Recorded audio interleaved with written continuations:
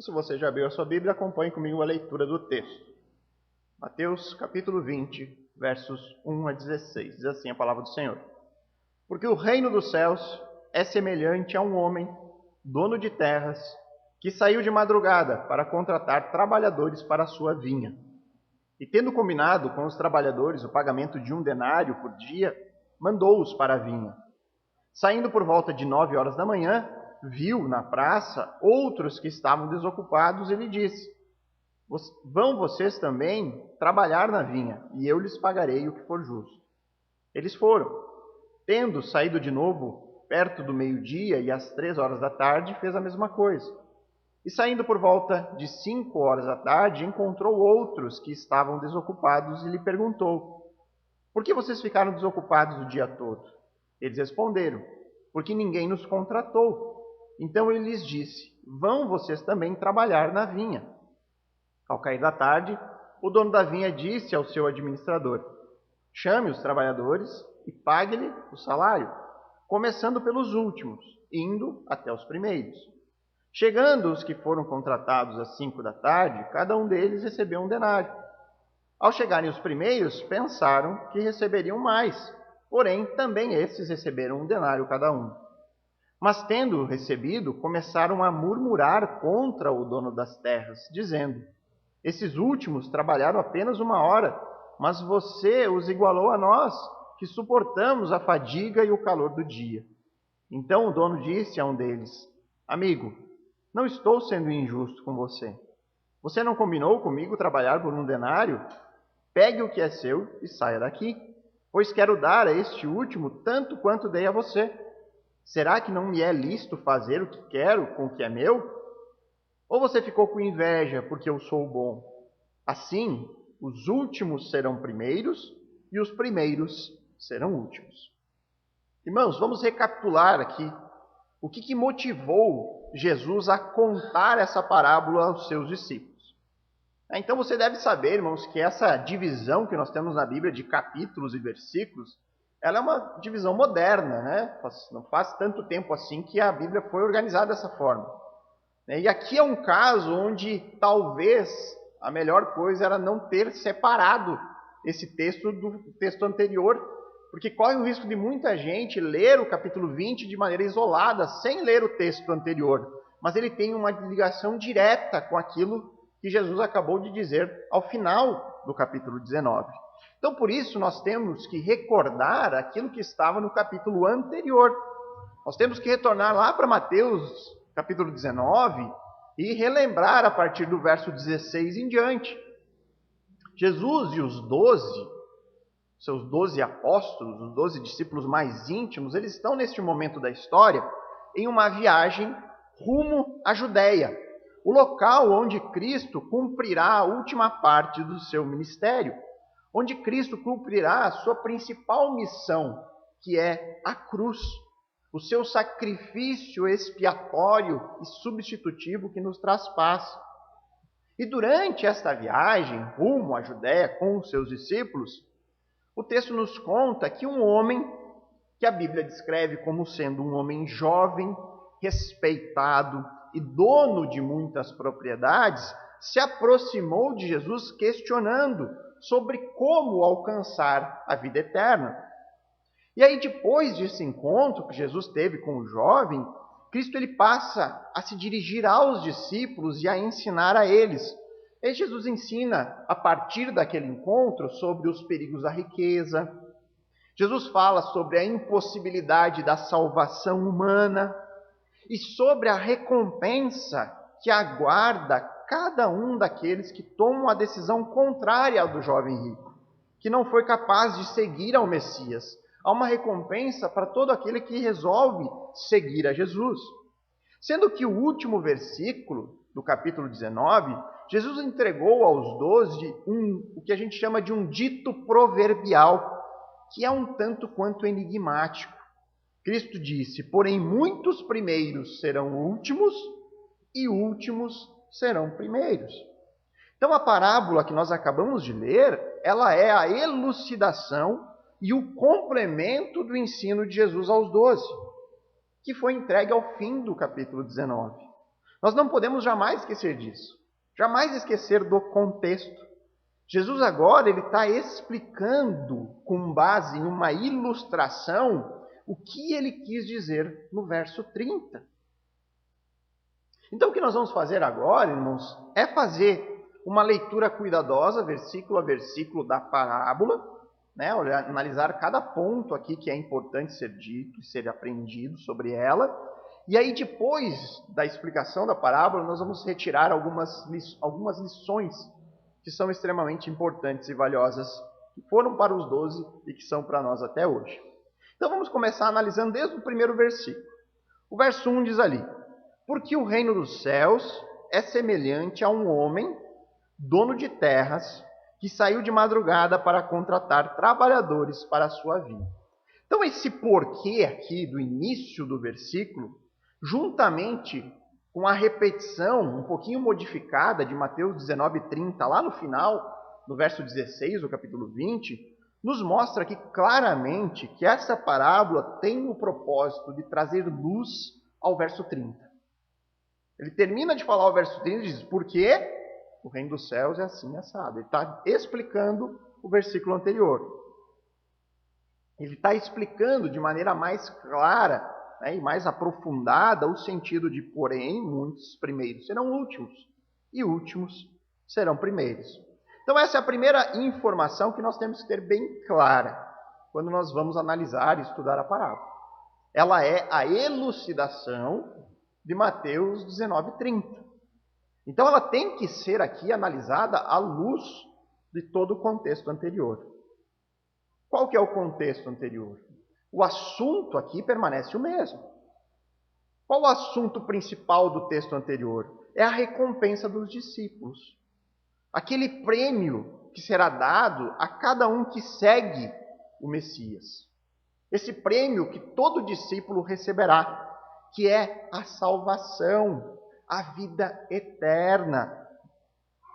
Mais uma vez, vocês lembram qual é o sentido de vida eterna, de acordo com aquilo que nós temos visto no Evangelho de Mateus? Vida eterna significa ser salvo. Entrar na vida significa entrar no reino messiânico. Isso é salvação, fazer parte do reino do Messias. Então é nesse sentido que a parábola passa a explicar. Porque o reino dos céus, porque o reino consumado do Messias, esse prêmio que vocês receberão ao fazer parte dele, este reino, ele é semelhante a um homem, dono de terras, que saiu de madrugada a contratar trabalhadores para a sua vinha. Então esse homem aqui, se você está acompanhando na mesma versão que eu, que é a Nova Almeida atualizada, o texto diz homem dono de terras. Toda essa expressão, na língua original, é uma única palavra. É uma palavrinha só. Que tem um sentido mais literal de o chefe da casa. Aquele que tem autoridade sobre a sua propriedade. Aqui a ilustração, irmãos, está nos levando a Deus. Aquele que tem autoridade sobre o reino. Ele é o dono do reino. Ele tem autoridade sobre o reino. Então o dono dessas terras, segundo a parábola, ele saiu de madrugada para contratar trabalhadores para a sua vinha. Talvez aqui os mais jovens, né? A gente diz, né? Os mais jovens hoje em dia criados em supermercado, né, que vão comprar a uva e acham que ela nasce já na caixinha, né?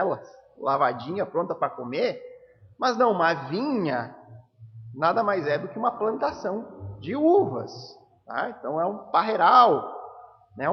É um vinhedo aqui que está sendo dito, uma plantação desta fruta, a uva. Então o proprietário aqui, ele possuía uma grande plantação de uvas. E ele precisava de muita mão de obra para manter esse grande vinhedo. Uma coisa que nós já podemos notar é que esse dono do vinhedo, ele tem um zelo, um cuidado muito grande por essa sua vinha. Por ser ele um grande proprietário aqui, ele poderia muito bem encarregar alguém de ir contratar esses trabalhadores. Ele poderia ter dito, olha, vou mandar o meu encarregado aqui geral para ir atrás. Mas não, ele mesmo, né, o zelo, o cuidado desse dono é tão grande que ele mesmo sai ainda de madrugada e ele vai contratar pessoalmente os trabalhadores que ele necessita. E aí o verso 2 diz: e tendo combinado com os trabalhadores o pagamento de 1 denário por dia, mandou-os para a vinha. Então, ainda que de madrugada, e aqui o termo que é usado é o termo alvorecer, né? Ou seja, está clareando o dia, aí o horário é aproximadamente 6 horas da manhã, seria essa de madrugada que ele sai, pelas 6 horas da manhã, o proprietário aqui já encontrou os primeiros trabalhadores. E aí ele combinou um salário com eles. Ele disse: olha, eu vou dar para vocês a recompensa de 1 denário. E 1 denário, irmãos, era o pagamento padrão daquele tempo. Era considerado o pagamento justo por um dia de trabalho. Então o dono aqui chega a um acordo com ele, diz: olha, vocês vão lá bem cedo trabalhar durante todo o dia e eu pagarei a vocês o salário correspondente a um dia de trabalho. E aí o verso 13 e 4 diz: saindo por volta de 9 horas da manhã, viu na praça outros que estavam desocupados e lhes disse: vão vocês também trabalhar na vinha e eu lhes pagarei o que for justo. Então ele vai, né, até a praça aqui, irmãos, o sentido da praça é aquele sentido comum, né? A praça era o lugar onde os negócios eram feitos, né? Talvez hoje em dia, na nossa cidade aqui, um pouco maior, a gente não tem essa percepção tão clara, mas se você for numa viagem, passa uma cidade do interior, no centro da cidade, o que você encontra? Normalmente é uma igreja e uma praça. Elas marcam, né? A cidade se desenvolve em torno daquilo ali. Essa é a nossa cultura atual. Então a praça, né, hoje em dia tem mais a conotação de nós de diversão, de levar os filhos para brincar. Mas a praça era o lugar onde as pessoas se encontravam para realizar negócio, para comercializar os seus produtos, para buscar empregos e coisas do tipo. Então ele vai até a praça, onde as pessoas ficavam lá esperando por uma oportunidade de emprego, de trabalho. E aí o texto diz que ele viu alguns que estavam desocupados. E aqui o desocupado não é alguém que não quer trabalhar, é alguém que simplesmente não encontrou trabalho, está lá esperando alguma oportunidade. Uma diferença importante aqui, né, que o dono da terra, quando ele precisou aqui de mais mão de obra, ele sai de novo, ele não estipula agora o valor, né? Nós não vemos aqui ele dizendo: olha, eu vou dar para vocês 1 denário. Ele apenas promete que ao final do dia pagaria algo justo a eles. Apenas promete que, olha, vocês vão lá trabalhar a partir de agora e ao final do dia eu pagarei algo que for justo a vocês. Aí o verso 5 diz que eles foram. Tendo saído de novo, perto do meio-dia e às 3 horas da tarde, fez a mesma coisa. Ou seja, os trabalhadores das 9 horas, eles confiaram ali na promessa do pagamento justo pelos seus trabalhos e foram lá trabalhar. E aí depois o dono da vinha, ele vai de novo, agora ao meio-dia e depois às 3 horas da tarde, né? E ele faz o mesmo chamado que ele fez às 9 horas. Ele não estabelece o salário, apenas diz: olha, eu vou dar para vocês o pagamento que for justo. E aí o verso 6 e 7 ainda diz: e saindo por volta das 5 horas da tarde, encontrou outros que estavam desocupados e lhe perguntou: por que vocês ficaram desocupados o dia todo? Eles responderam: porque ninguém nos contratou. Então ele lhes disse: vão vocês também trabalhar na vinha. Agora, irmãos, a parábola aqui começa a nos mostrar que este aqui não é um típico proprietário de terras. Ele não é aquele dono de terras que visa apenas lucro para si mesmo. Ele sai mais uma vez, agora já ao fim da tarde, e encontra lá trabalhadores que ao longo de todo o dia não tinham encontrado nenhuma oportunidade de trabalho. E aqui nesses 2 versículos é possível notar que a preocupação do dono das terras, aqui deste homem que está contratando, não é com a sua vinha. Ele de fato não está tão preocupado com o cuidado lá da sua plantação. Mas ele está mais preocupado agora com o fato daqueles trabalhadores não terem encontrado nada para fazer ao longo do dia. Por quê? Porque contratar essas pessoas às 17 horas, irmãos, seria contratar eles para apenas 1 hora de trabalho. A jornada encerraria às 18 horas. Ele vai lá e contrata aqueles homens para apenas 1 hora de trabalho.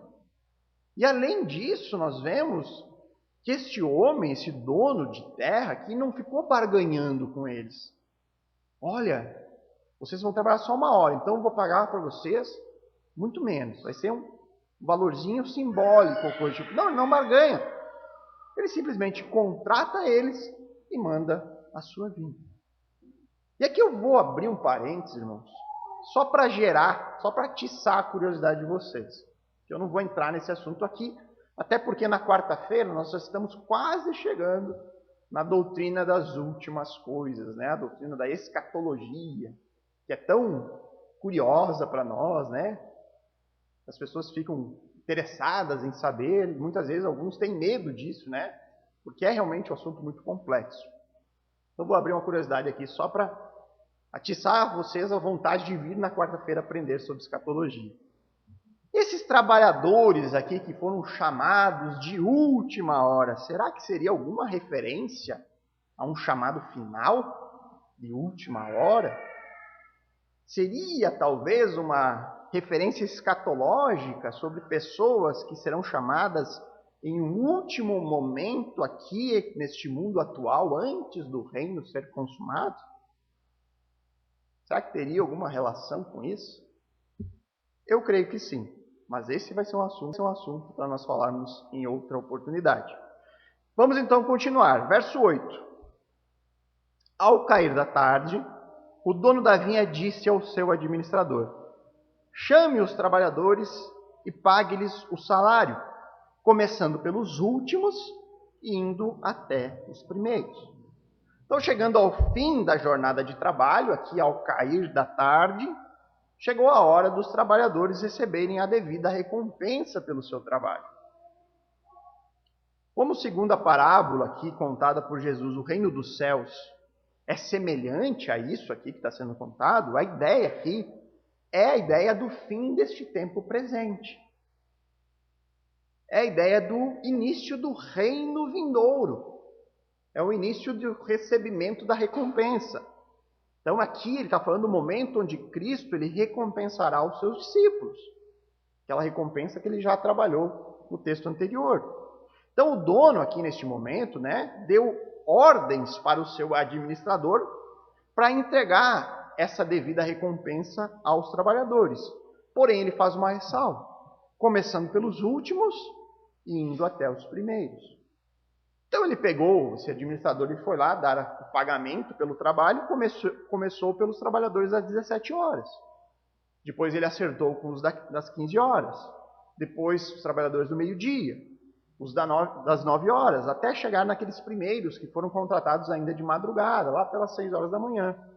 Então os últimos foram os primeiros a receberem a recompensa, e os primeiros foram os últimos a receber essa mesma recompensa. Aqui a gente pode imaginar que certamente esses primeiros trabalhadores, eles ficaram descontentes, porque eles teriam que ficar lá esperando ainda mais tempo para poder receber. Mesmo tendo sido chamados logo tão cedo, ainda de madrugada, 6 horas, iam ter que esperar um pouquinho mais ainda para poder receber aquela recompensa que estava aguardando por ele. E é o que o verso 9 e 10 vai nos contar. Chegando os que foram contratados às 5 da tarde, cada um deles recebeu um denário. Ao chegarem os primeiros, pensaram que receberiam mais. Porém, também esses receberam um denário cada um. Então, quando os últimos lá receberam um denário inteiro, ou seja, o salário por um dia inteiro de trabalho, né, mesmo eles tendo trabalhado apenas 1 hora, eles receberam o salário de um dia completo. Os primeiros que foram contratados, eles ficaram imaginando que receberiam mais do que aquilo que havia sido combinado lá no início do dia. Eles olharam lá para o pessoal acertando, poxa, estão recebendo o valor integral. Então, nós vamos receber mais do que o valor de um dia. Entretanto, irmãos, para o espanto deles, eles recebem o mesmo denário daqueles que trabalharam por apenas 1 hora. Eles não foram apenas os últimos a serem pagos, mas eles receberam exatamente a mesma coisa daqueles que trabalharam muito menos do que eles. Por outro lado, a gente pode ficar imaginando o lado oposto da frustração, né? O lado daqueles que foram chamados já no momento do dia onde não tinham mais esperança de serem chamados para trabalhar, foram lá trabalhar 1 hora só, chega na hora de receber, recebe o valor do dia integral. Pô, que alegria, que felicidade dessas pessoas que receberam o valor de um dia inteiro de trabalho, mesmo tendo trabalhado apenas 1 hora. Só que o foco aqui do texto está na reação dos primeiros contratados.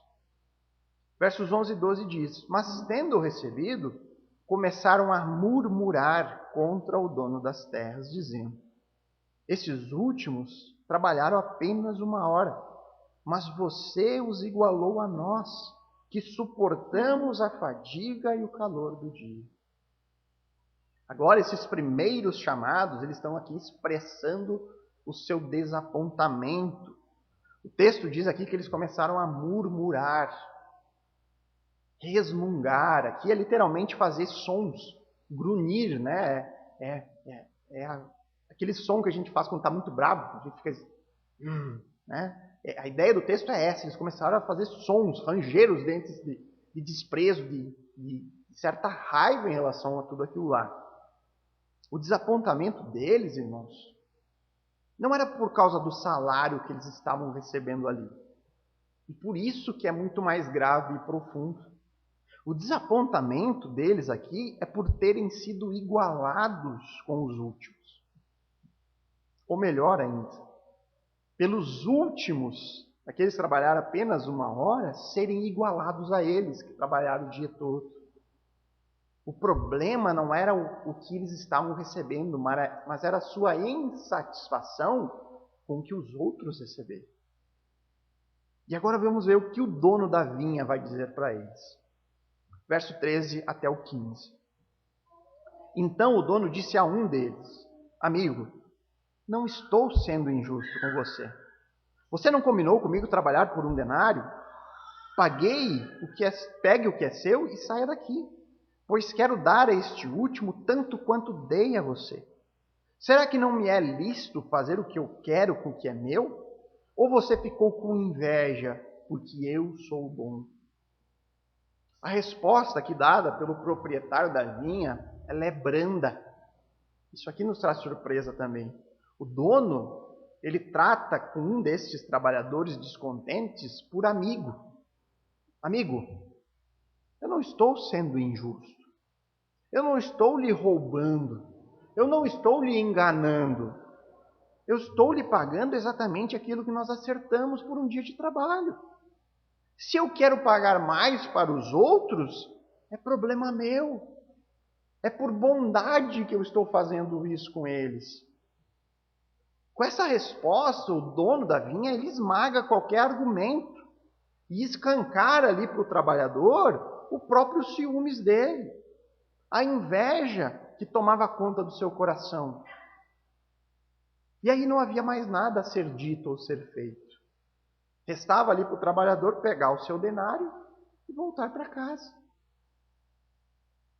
E aí então é encerrada a parábola quando Jesus diz no verso 16: Assim, os últimos serão os primeiros, e os primeiros serão os últimos.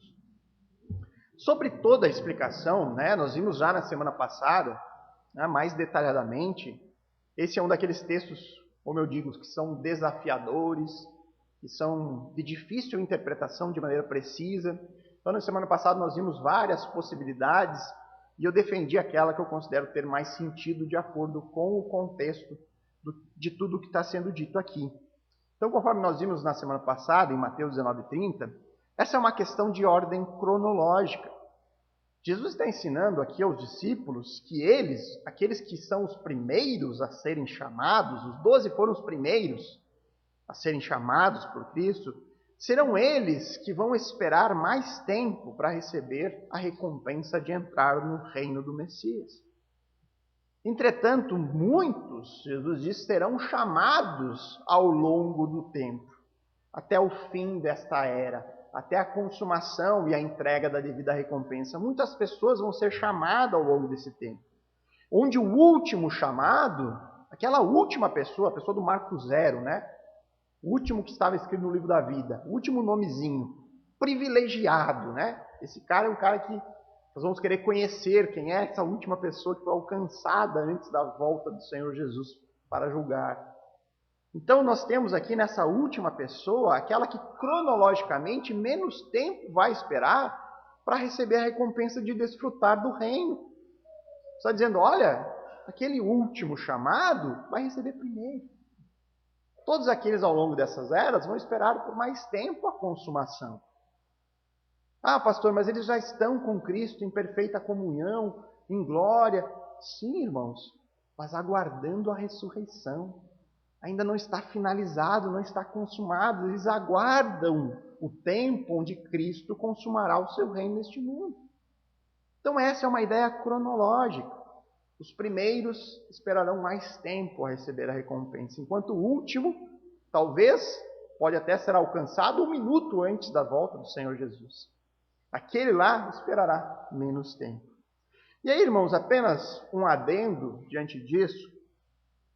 As traduções mais modernas que nós temos, como essa que eu estou lendo, a Nova Almeida, você tem também o caso da NVT, essas traduções mais novas, elas omitem algo aqui no verso 16, que é uma variante textual, né? Aqueles textos que normalmente estão entre colchetes em algumas versões. Por exemplo, na Ara, você vai encontrar esse texto entre colchetes. O versículo continuaria aqui, né? Ele diria, porque muitos são chamados, mas poucos escolhidos. Você vai encontrar isso na Almeida Revista Atualizada, você vai encontrar isso na Almeida Revista Corrigida, na Almeida Corrigida Fiel ainda encontra-se isso. Por que é uma variante textual? Porque esse é um texto não encontrado na grande parte dos manuscritos. Então é um texto que não é confiável. É um texto onde as melhores evidências nos apontam para ter sido uma adição posterior. É por isso que as novas já omitem, inclusive, o texto. Diferente, irmãos, talvez você lembre desse versículo e pense, nossa, mas isso aqui não está então na Bíblia. Esse é um versículo que vai ser repetido em Mateus 22:14. Aí sim, em um texto que é inquestionável porque é encontrado em todos os manuscritos. As mesmas palavras são ditas, porém em um contexto completamente diferente. Completamente diferente. Se nós tivéssemos que interpretar isso de acordo com esse texto, irmãos, que muitos são chamados e poucos escolhidos, o único significado que nós poderíamos dar a isso é que muitos serão chamados pelo Evangelho, mas poucos foram escolhidos diretamente pelo Messias. Muitos serão chamados pela mensagem de venha a seguir o Messias, mas poucos foram escolhidos direto por ele, ou seja, seriam apenas dos 12, aqueles primeiros chamados. E depois, obviamente, o apóstolo Paulo, que foi também chamado, né, diretamente por Cristo. Então, tendo feito aqui, irmãos, todas as explicações, existem duas lições que são extremamente importantes para os discípulos naquele tempo, mas que são igualmente importantes para nós hoje. São lições que descendem de toda aquela conversa que Jesus fez com o jovem rico lá em Mateus 19:16. O ensino aqui é totalmente interligado, por isso que é importante nós estudarmos a Bíblia de maneira sequencial, observando todo o contexto. Perceba, irmãos, que no encontro de Jesus, que Jesus teve com aquele homem rico, dono de muitas propriedades, este encontro lá com o jovem rendeu um momento extremamente precioso de aprendizado e muitas lições foram dadas a partir daquilo aos apóstolos. O jovem havia perguntado, como posso alcançar a vida eterna? Como posso ser salvo? Como eu posso fazer parte do reino do Messias? E aí Jesus diz que além de seguir a ele, porque esse é o principal, seguir ao Messias, Cristo também disse que é necessário conhecer o verdadeiro Deus, o único que é bom, que também é preciso conhecer a si mesmo, ou seja, reconhecer a sua incapacidade no processo de salvação. E é sobre isso que nós vamos encontrar lições aqui.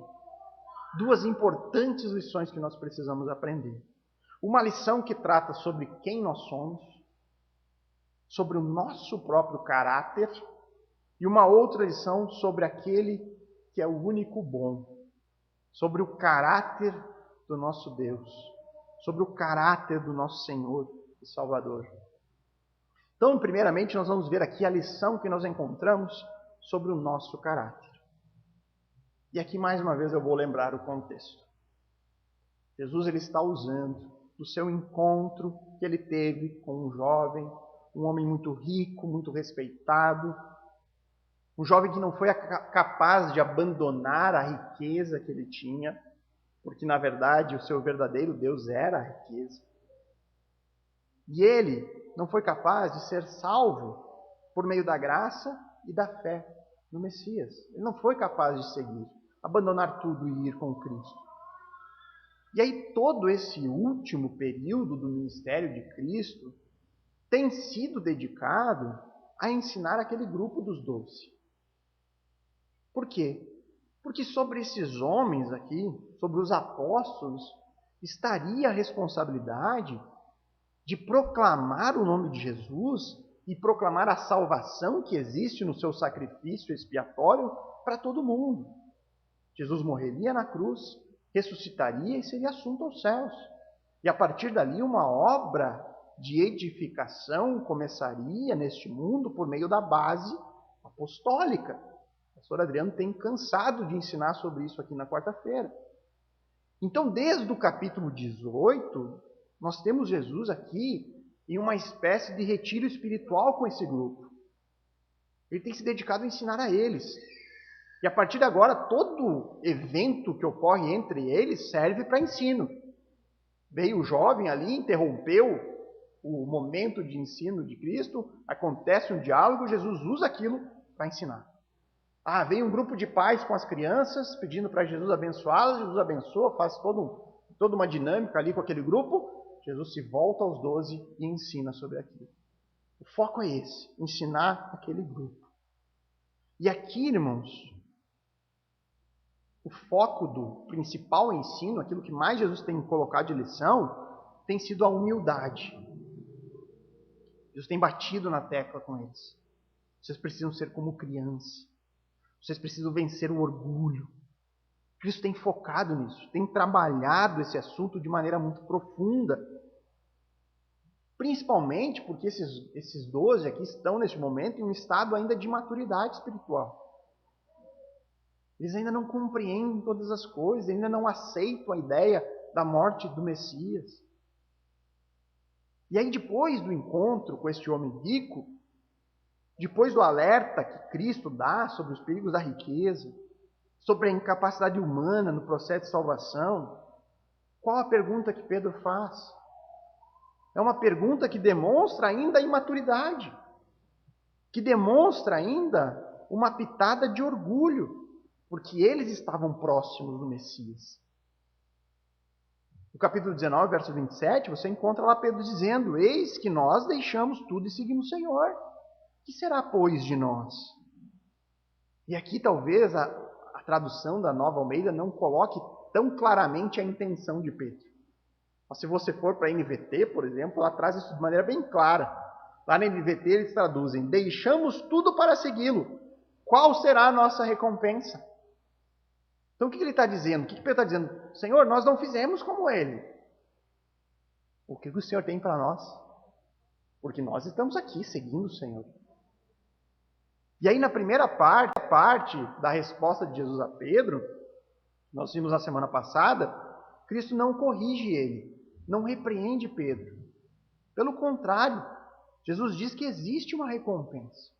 Eles vão receber. Existe uma recompensa para cada um que decide seguir ao Messias. Só que agora na parábola, antes Cristo não repreendeu, mas agora na parábola nós vemos Jesus sim alertando os apóstolos sobre o caráter do ser humano, sobre o perigo do pecado. Jesus diz para eles sobre o perigo do orgulho e da inveja. Jesus foca nessa questão mais uma vez. E por que Jesus bate tanto sobre isso com eles? Irmãos, porque não haveria nenhum outro grupo de pessoas mais tentados em se orgulhar do que o grupo dos apóstolos. Não haveria nenhum outro grupo tão tentado a se achar superior aos outros do que eles. Por quê? Porque o ministério apostólico era uma extensão do ministério do Messias. Este grupo recebeu a autoridade de Jesus. Eles realizavam milagres na semelhança do que o próprio Senhor Jesus realizava. Eles curavam paralíticos. Eles davam visão a cegos. Eles ressuscitavam pessoas mortas. Nenhum outro grupo seria mais tentado a se achar melhor do que os outros, do que eles. Nenhum outro grupo seria mais tentado a olhar para si mesmo como sendo superior, como sendo merecedor de maior honra ou recompensa do que esse grupo de 12. E é para tratar isso que Jesus utiliza a parábola, para entregar uma importante lição. Que importante lição é essa? Que Deus não chama os trabalhadores do seu reino por causa do seu currículo. Deus não está analisando quais são os melhores e chamando os melhores para trabalhar para Ele. Ele não está olhando lá as melhores características, as melhores qualidades, os mais bonitinhos, os mais simpáticos, os que falam melhor que os outros, os que discursam melhor, os que são mais inteligentes. Não é essa maneira que Deus chama.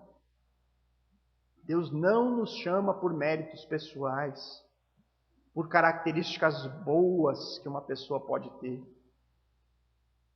Não existe nada de melhor ou de mais especial entre os trabalhadores. Existe apenas a diferença do tempo em que foram chamados e a função que Deus determinou para cada um no corpo. Sempre com um objetivo, que é qual? A edificação da igreja como um todo. Entre os apóstolos e nós, a diferença está no período cronológico do chamado e na função que nós exercemos. Nós fomos alcançados por Cristo em tempos diferentes. Nós, os crentes do século 21, certamente não trabalharemos de maneira tão árdua quanto trabalharam os apóstolos. Os primeiros chamados ao trabalho, aqueles que começaram de madrugada. Nós não sofremos nem 1% do que os crentes do primeiro século. Nós não temos nem perto as dificuldades destes homens. Jesus está ensinando a eles e a nós também para não termos esse tipo de olhar. Eu sofri mais. Eu trabalhei por mais tempo. Eu fiz coisas mais importantes para o reino do que os outros. Por que nós não devemos ter esse tipo de olhar? Porque todos receberão a mesma recompensa. A recompensa é fazer parte do reino. E isso é tudo que importa para o discípulo. O antídoto contra a inveja é saber que não existe nenhum mérito em mim mesmo. Esse é um antídoto. Aqueles que são chamados por Cristo para ocupar a posição de maior destaque, como foram os apóstolos, de maior evidência, jamais podem se orgulhar disso, ou imaginar que possuem o direito de receber maior recompensa, porque afinal de contas, tudo isso vem de uma condição individual que é dada por Deus, que foi recebido do alto, e não é por causa de algum mérito pessoal. Vem do Senhor, não vem do nosso currículo. Por isso que aquele irmão que não é notado na igreja e que realiza o serviço simples, ordinário, de organizar o espaço da igreja antes dela se reunir. E esse discípulo, que não é notado pelos outros, faz isso com alegria, contente por poder ser útil ao corpo, contente por Deus ter lhe chamado e por poder servir aos outros como se servindo ao próprio Deus. Esse irmão, irmãos, ele é mais exaltado aos olhos do Senhor do que pode ser um pastor que prega o evangelho no púlpito todo domingo, mas no seu coração a grande motivação é o destaque que ele recebe. É o tapinha nas costas depois do culto. E que por isso acaba por esquecer de que pastorear uma igreja é dom de Deus e não é mérito pessoal. Todo discípulo que serve é útil. Lutero falava muito sobre isso. Lutero dizia, olha, aquela dona de casa que administra o seu lar, fazendo isso para o Senhor, ela é tão importante para Deus quanto o pastor que prega todo domingo.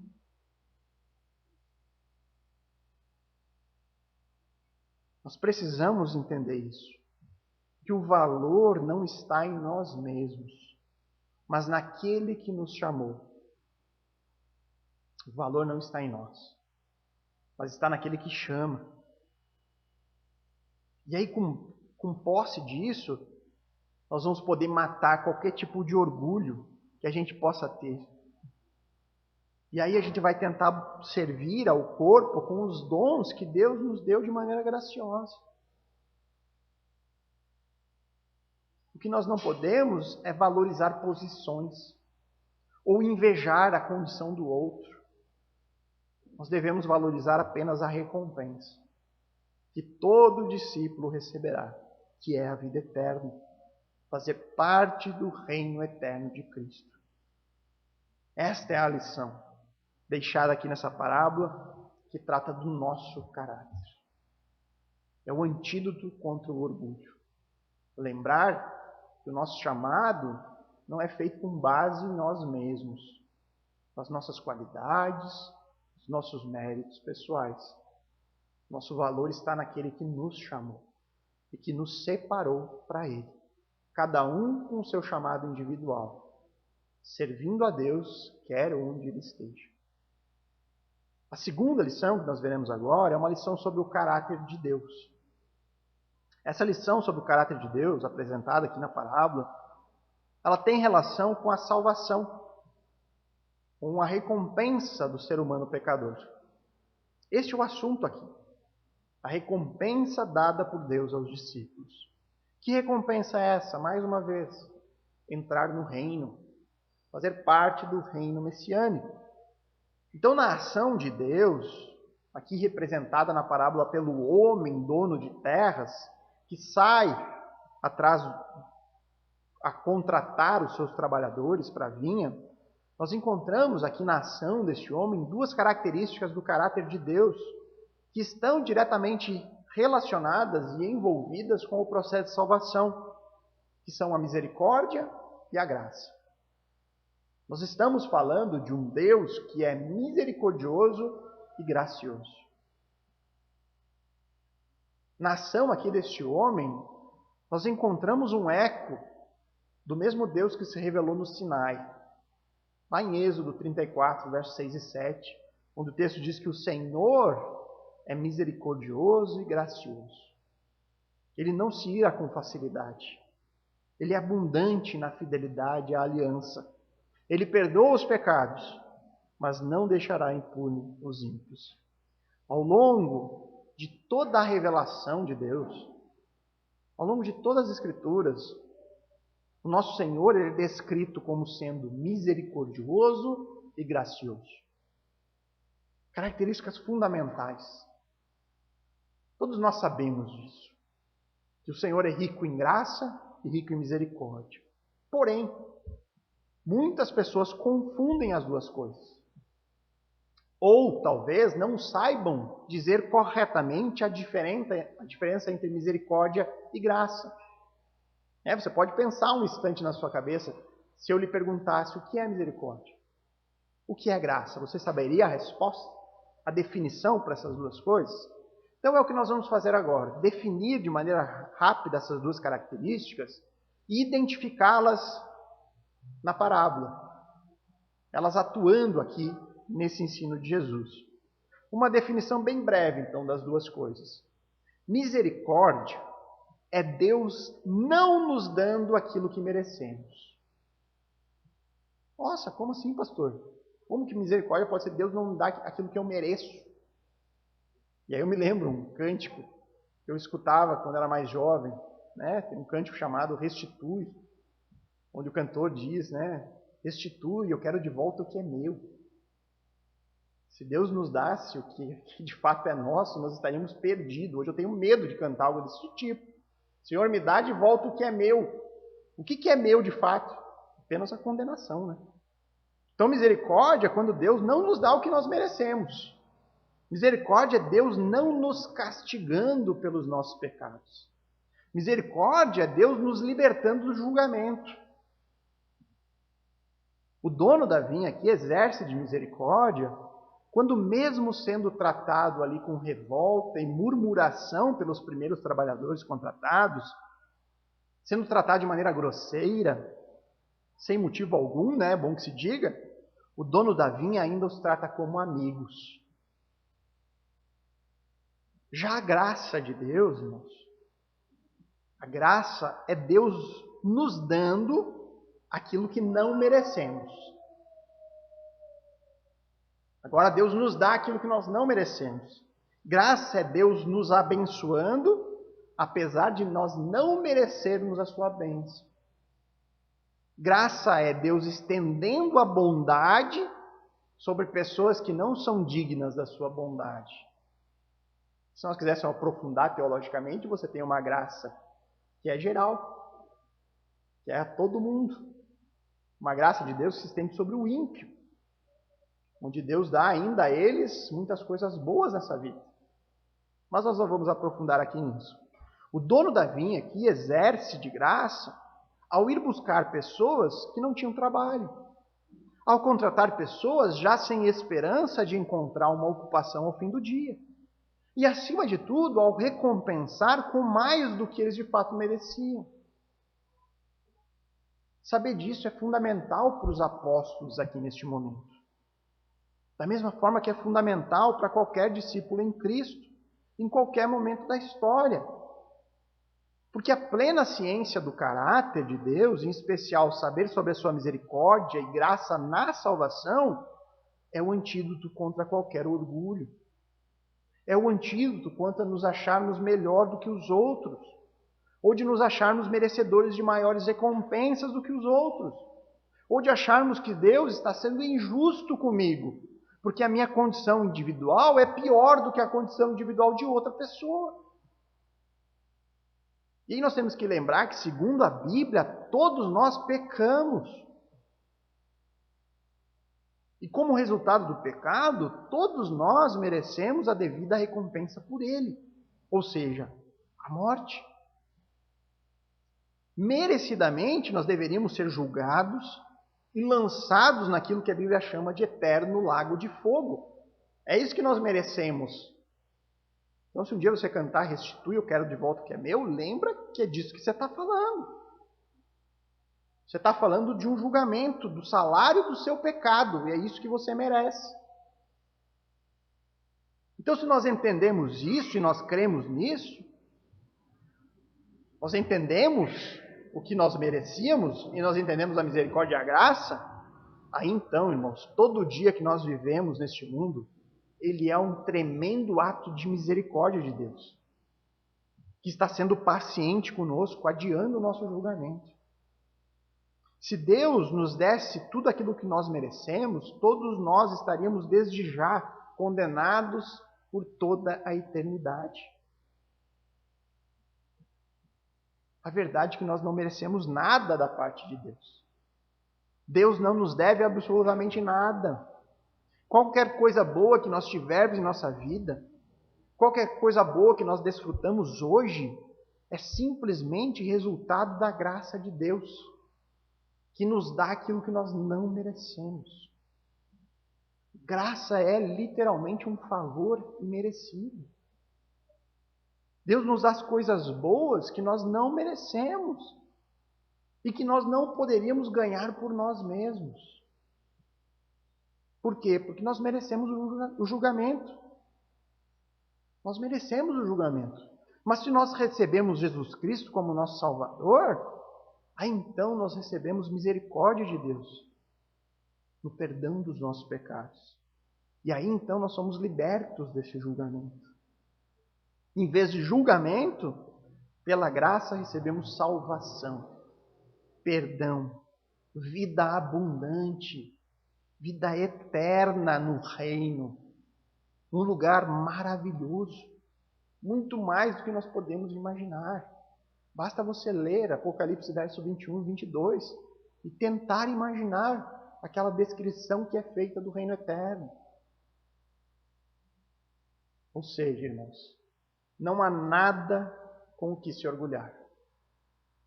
Tudo o que temos, tudo o que somos, nós devemos unicamente ao Senhor.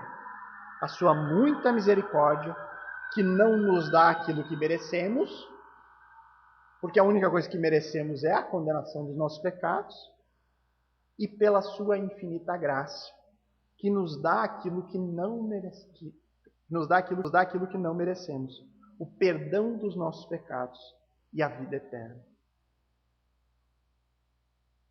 Sei que ainda pode ser que alguém pense, mas pastor, tem que ter algum motivo. Tem que ter algum motivo para Deus ter me escolhido e não ter escolhido o meu vizinho. Tem que ter algum motivo para isso. E a gente tem que lembrar que a graça, ela é soberana. Lembre-se de Romanos 9, versos 15 a 16. Onde Deus diz, terei misericórdia de quem eu tiver misericórdia. E terei compaixão de quem eu tiver compaixão. Assim, pois, isso não depende de quem quer ou de quem corre, mas de Deus, que tem misericórdia. Se hoje você ama o Senhor, se hoje você confessa a sua fé e esperança em uma salvação providenciada apenas por Jesus Cristo, o Messias, o que nós temos que fazer é nos prostrar diante dele. É se alegrar muito. É louvar ao Senhor, que exerceu sobre mim misericórdia e graça. Eu posso não entender, Senhor, por que o Senhor me escolheu. O que eu posso fazer é dar graças a Ti. Obrigado, Pai, porque comigo o Senhor exerceu de misericórdia e graça. E é por isso que eu viverei de acordo com a Sua palavra. Porque o Senhor me resgatou dos meus pecados. É por isso que eu vou proclamar o Seu nome, para que mais pessoas possam encontrar essa mesma graça e misericórdia através de Jesus. Agora, se você ainda por acaso não crê, se você ainda não encontra paz, ainda se encontra sufocado pela sua culpa, saiba que existe esperança na graça e na misericórdia do nosso Redentor. Creia em Cristo, entregue a sua vida a Ele e seja salvo por Ele. Seja alcançado pela sua graça e misericórdia. Então, para encerrar, irmãos, eu convido você a pensar por um instante sobre tudo isso que foi dito. Pense se você já tem experimentado da graça e da misericórdia do Senhor na sua vida. Pense sobre as suas motivações. Se há ainda algum tipo de sentimento que busca valorizar os seus próprios méritos diante da salvação. Eu sou salvo porque eu sou uma boa pessoa. Jesus me escolheu porque Ele vê meu coração bondoso. Pense sobre isso. Será que você ainda não reconhece que a salvação é uma providência única da graça? E eu peço que você ainda pense também sobre a eternidade, sobre a condenação eterna que Deus livrou de você se você crê. Pense sobre tudo isso e depois vamos orar.